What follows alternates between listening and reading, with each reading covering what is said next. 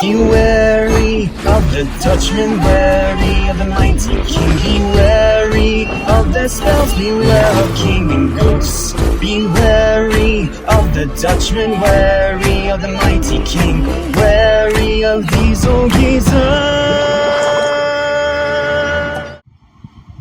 So, is it just me, or have we not actually done like a really big, long SpongeBob review in a while?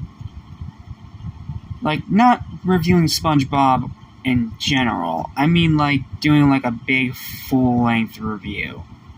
Like, a really, really long one. Well, why don't we go ahead and fix that with what is one of my personal favorite SpongeBob specials of all time. I absolutely love this one, and I want to give it the best treatment that I can. So, prepare yourself, grab some popcorn, grab a drink. This may or may not be at least a half hour long, because we have a lot to talk about with this one. So, what's up? What is happening? What's going on, everybody? Welcome back to Animation Station, your number one source for anything and everything animation, including TV and movies. I'm your host, SpongeBob. Welcome back to SpongeBob Month 8, the end of the Dark Ages. Let's talk about this special right here. Frozen Face-Off. This is one that's definitely seen as more divisive than outright bad or outright great by most people. Some people really like it, some people really, really don't, Mr. Enter. And then some are kind of just in the middle on it. Me personally, I'm firmly in the love side on this one. I have always been a huge fan of this special. Like, it is one of those that I watch every year around Christmas time, around winter time, alongside Snowball Effect, Pre-Hibernation Week, and of course all the actual Christmas episodes around SpongeBob. Because this is one of those that I love so much. It continuously makes me laugh, and it's only gotten better every time I watch it. And it's especially a big standout in Season 8. So, yeah, we have a good bit to talk about with this one, so buckle up, guys. We're going full synopsis, full overview, full highlights, full review, full everything. So, here we go. You ready? Let's begin with our synopsis. In the beginning of the episode, the realistic fish head and Perch Perkins announces on the news that a sled race hosted by a mysterious entrepreneur is occurring in snowy Bikini Bottom, with the prize being $1 million and that all of Bikini Bottom has entered. Patrick says that he hopes to win, but he only has gummy worms that lead his sled. We'll talk more about it later. Mr. Krabs, Plankton, Squidward, SpongeBob, and Sandy also prepare for the race. However, Plankton sneaks off to the Krusty Krab just before the race begins and uses a robot as his replacement in the race. Unsurprisingly, Patrick doesn't even make it past the starting line due to the gummy worms being candy and not being able to actually pull a sled. Seriously, the jokes in this one are great. Like, a lot of great jokes in this one. He soon catches up to SpongeBob and he agrees to let Patrick come along, much to the dismay of Gary, who is the sled dog in this instance. Sandy uses robot worms to pull her sled and are set into high gear to give her a lead. But that's when the remote shorts out because Sandy's inventions in modern SpongeBob must always malfunction, leaving her unable to slow down and eventually crash. Squidward's worm stops racing due to tea time. Squidward then gets angry and goes on foot, only to fall through the ice of a frozen pond and freeze into a squidsicle. He is soon discovered by SpongeBob and Patrick, who take him along with them. Shortly after, they end up finding Sandy in the pile of snow, and they bring her along too. Mr. Krabs' worms get hungry and they get mad and chase him. Because, it's Mr. Krabs, of course this happens. SpongeBob lets Mr. Krabs come along as well, but the worms chase SpongeBob and the gang, and Gary has trouble pulling all of them. They are then cornered at a dead end, and Gary roars like a lion to scare the worms away. Not the first time he's done it either, nice bit of continuity. The group begins to cheer, but their joy is cut short when an avalanche traps them. And this is where we spend a good bit of the episode for a few minutes. The gang decides to make a fire, Squidward thaws out, but the group encounters the abominable snow mollusk, who tries to attack the group, who is done stop-motion animation, by the way, something that we're going to see much more apparent in It's a SpongeBob Christmas, which I'm not sure if I'm going to review it now or save it until December, but I will definitely review it sometime this year along with Christmas Who. Because I think that's the only Season 2 episode I haven't reviewed either. If my memory serves correct me, I gotta watch my every SpongeBob movie and episode review playlist to find that out for sure. Anyway, moving on with that. Squidward runs away and jumps into a cold body of water, which then freezes him again. And he immediately just accepts his fate and puts on the same frown he always puts on and just lets himself become a block a second time. Again, we'll talk more about it later in the highlights, but it's probably my favorite joke in the episode. It's so funny.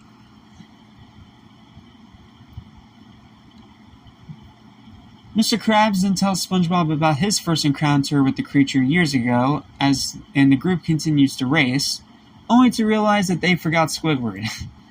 They go after him and save him from the snow mollusk with the help of Patrick's last gummy worm, who then eats and enjoys it. They continue on, and Sandy realizes that Mr. Krabs has betrayed the group and gone off on his own so that he can win the prize himself, because he's a greedy cheapskate. That is entirely in character. But gets stung by jellyfish that immediately fly into his mouth in the process. Karma. Patrick then stops the sled and points out that he saw something shiny, and SpongeBob notices that it's Karen frozen in ice. They break her out of the ice, and discover robot Plankton, who is buried in the snow and is destroyed when Patrick sits on him in an attempt to free him from the ice.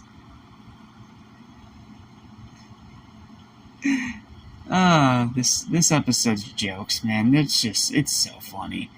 Karen then explains that the whole race was a plot by Plankton, who is the mysterious entrepreneur all along and wants to keep everyone distracted while he steals the Krabby Patty's secret formula from the Krusty Krab undetected. To the surprise of nobody. Probably my only problem with the episode that they reuse this plot again. After Karen tells SpongeBob and the group she saw Mr. Krabs go southwest before her circuits failed, the group heads that way to find him. After a while, though, Gary is unable to go any further. Moving on to Act 2 now. Back at the Krusty Krab, the real Plankton has trouble opening the safe. Frustrated, Plankton proceeds to rip a molecule, and an atom in half, which causes a nuclear explosion, destroying the Krusty Krab and the safe together, and Plankton now gets the secret formula. However, SpongeBob pulls the sled until they find a frozen Mr. Krabs. Immediately after, the rest of the group, including SpongeBob but excluding Sandy, also turn into blocks as well. Sandy then saves their lives by starting a fire with parts from the sled. Once everyone thaws out, Karen explains to Mr. Krabs the race was a trick by Plankton and the prize for money was false. Because of course it was. Sandy figures out how to use most of the members of the group as a substitute sled. Genuinely clever and creative. I do like that. And they return to Bikini Bomb to see that the Krusty Krab has been destroyed and Plankton has stolen the formula. However, he can't get the bottle open. Okay, that's plot convenience if I've ever seen it. The group finds Plankton trying to open it, and then when Plankton expresses his frustration at not being able to open the bottle, Patrick stupidly opens the bottle. Modern Patrick is so dumb that's not even funny. Allowing Plankton to finally take out the formula. After everyone then surrounds Plankton, he pretends to surrender and then uses a pen to fly away out of the chum bucket as it turns into like a mini helicopter umbrella thingy. The group then chases Plankton into a net trap that Plankton traps them in above a grease pit. However, that's when the snow mollusk returns, frees the group, and eats Patrick's jelly beans, after Patrick having fed one or two to him earlier while they were trying to escape, and then hugs the pink sea star, thanking him for the food. Plankton tries to escape, but the snow mollusk mistakes him for a jelly bean.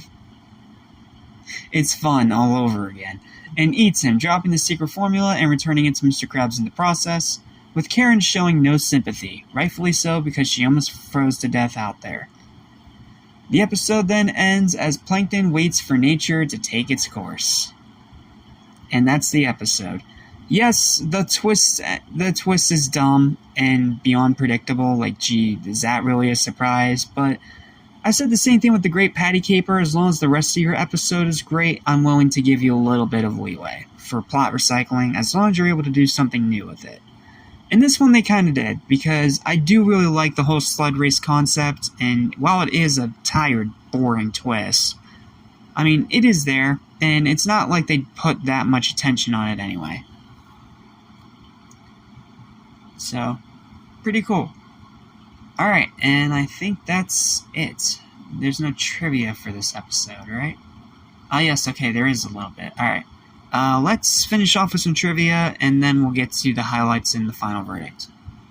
So, this episode was promoted as SpongeBob's Frozen Face-Off, and the DVD cover still has the title. Despite the title card and the whole episode being winter-themed, the episode premiered in midsummer in the United States and Canada. You make sense of that one. However, several international countries did premiere this episode during winter months. The frozen tundra reappears in the Nick.com point-and-click games SpongeBob's Big Adventures and SpongeBob's Next Big Adventure. Okay, cool. This marks the 300th episode segment of the series in both production and airing order. The episode strangely has no bubble transition before the episode starts after the title card's opening credits. I did notice that, that's a little weird. Squidward's outfit resembles those worn in Russia during winter. Pretty cool. The fighter jet that Plankton flies resembles the real-life, apologies if I horribly mispronounced this name, Lockheed Martin F-16 Fighting Falcon. The F-16 was first manufactured by General Dynamics, the same company that created the F-111, and later by Lockheed Martin. Today, the F-16 is used by the U.S. Air Force and its export customers such as Israel. Okay, weird. When Plankton rips an atom, he is ripping off protons and neutrons. Such acts release a tremendous amount of energy. In theory, this is enough energy to split another atom, causing a chain reaction that could result in an atomic explosion, as shown in the episode. Sorry, it is 2 a.m. Please give me some leeway for flubbing some words. Rather than the molecule Plankton rips apart only contains 4 baryons, however you pronounce that. In real life, this would be a helium atom rather than a molecular iron. So just nitpicking. Plankton cannot open the Krabby Patty secret formula bottle because he cannot get the cork off with his hands. However, in Plankton's army and Bucket Sweet Bucket, he is shown getting the cork off by using a corkscrew. Like I said, plot convenience at its most obvious. The plot of Plankton keeping everyone busy in a race so he can easily get the Krabby Patty secret formula is similar to that of Daytona 500. Okay. There is an app game that is based on this episode. This is the second episode where Gary roars like a lion, the first being in Your Shoes Untied from Season 2, to talk to SpongeBob. This time he roars like a lion to frighten off the worms. This is the second episode in which Plankton is confused for a jelly bean, the first one being fun. I already pointed out that one. This is the second appearance of claymation in the series, with the first being the SpongeBob theme song for Truth or Square. I honestly forget that even exists, so I thought it was the first. That's my bad. The February 27, 2023 airing of this episode at 8 o'clock p.m. was the first piece of media on the network to use the 2023 Nickelodeon logo, but it was only during the closing credits. However, the Big Bad Bubble Bass March 4, 2023 airing at 7:30 a.m. was the first to officially feature the 2023 logo during the full airing and not just the closing credits. Bit interesting that this is the one that they decided to use to debut that new logo. Weird. Okay, so that is everything, I think. There's some animation errors. Let's talk about this, because this is actually pretty funny. There's some pretty funny animation errors here. Fred appears as a cameraman on television, but is then shown sleeping in his house. Like, whoops. Everyone's clothes inexplicably change right before the campfire scene. Yeah, it just changes to their normal clothes for no reason. Bit weird and dumb.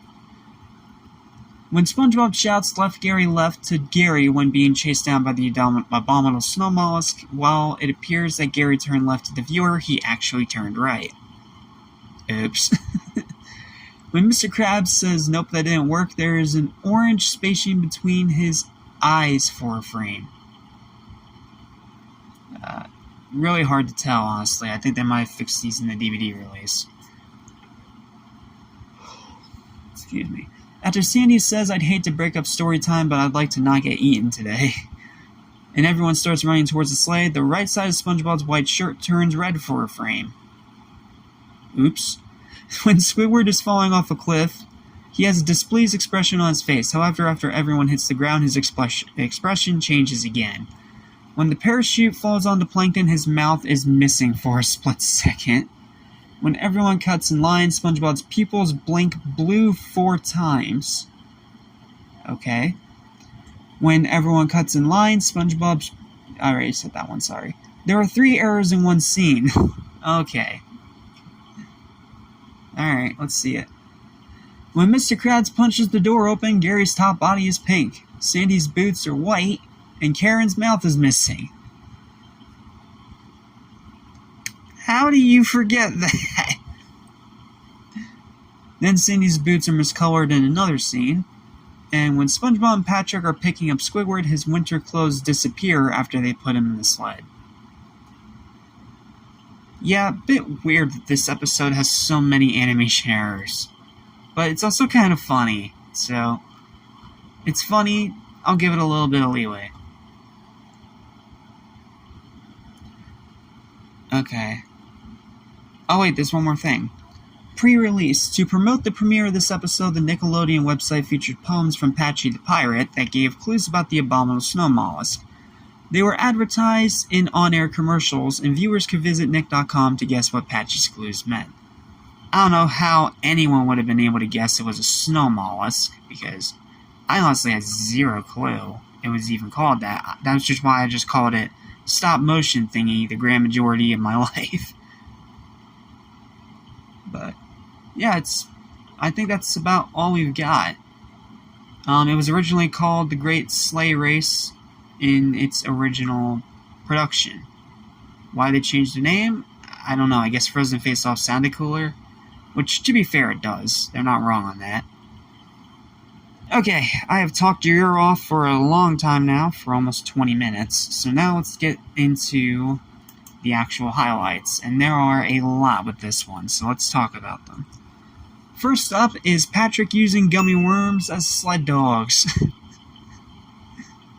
I know I was saying Patrick was super dumb, and he is super dumb in this episode, especially towards the end, but this joke is genuinely funny, and it actually works with his character. Like, it's actually funny. Then, highlight number 2 is that Squidward's worm takes a tea break. Just the most random thing to happen, but it got a good laugh out of me, and it's as random as it gets. Then, highlight number 3 immediately happens right after that, when Squidward becomes an ice block. Like, he dances around on the ice for a little bit, and then, right when he thinks he's okay, then he falls through, and then he becomes a squidsicle. Then the stop-motion monster thing, or the snow mollusk as they're going to call it, but I think it's cool that they put stop-motion in an actual special, while not making the entire special stop-motion. It's cool. Then, next highlight, funniest part of the episode in my opinion, is when Squidward falls into the frozen lake again while trying to run away from the snow mollusk. And before he freezes for the second time, he immediately just accepts his fate and frowns. Like, for some reason, that deadpan frown as soon as he realizes what he did and just letting that frown stay on his face as he's frozen again. It's just so funny to me. I don't know why it's so funny, but it's just so funny. Especially when he emerges out of the frozen goo with that frown on his face still, as he's in this ice block. Then, Plankton inadvertently creating an atomic explosion.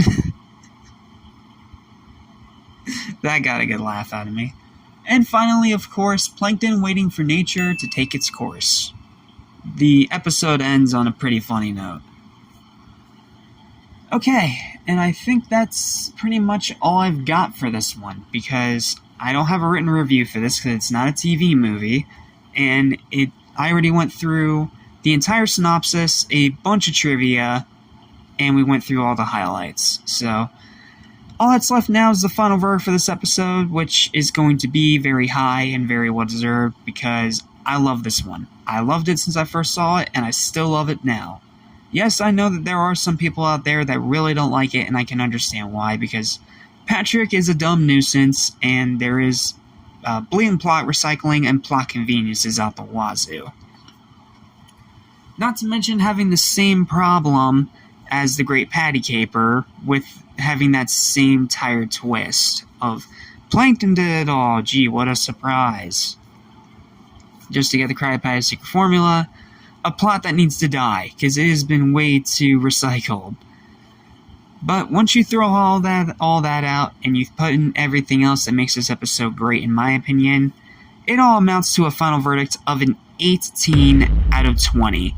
I think this is a great special. It may not be the greatest special, it's no Dunces and Dragons, but it is still great. It is still more than worth your time, and it is an absolute blast to watch. In my opinion, it is one of those specials, one of those episodes that you must watch every single winter if you are a SpongeBob fan. Like, it is just required.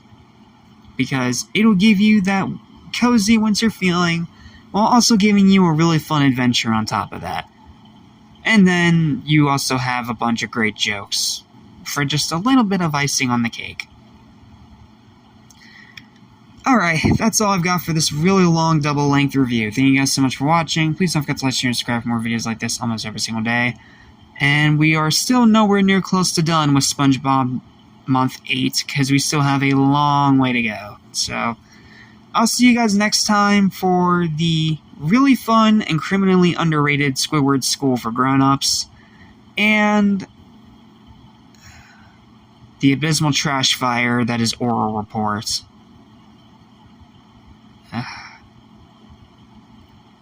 Well, at least we get to review one more good episode before we have to return back to poop. Well, thanks for watching, and until next time, stay spongy. Beware of King Ghost.